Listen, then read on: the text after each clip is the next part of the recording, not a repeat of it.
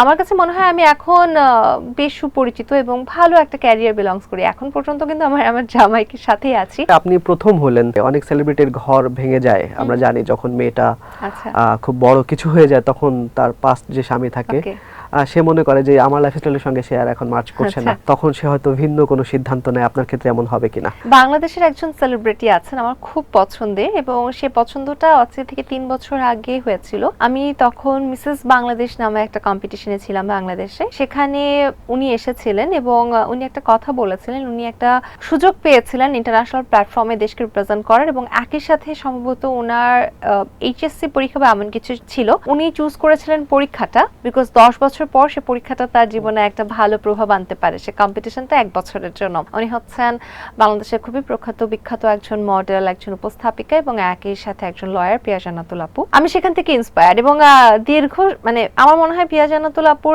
সাকসেসের এমন কোনো চূড়া নাই যেটা উনি অ্যাচিভ করেনি। স্টিল কিন্তু সংসার করছেন, যাকে ভালোবেসেছেন তার সাথে আছেন, ওনার বেবি আছে।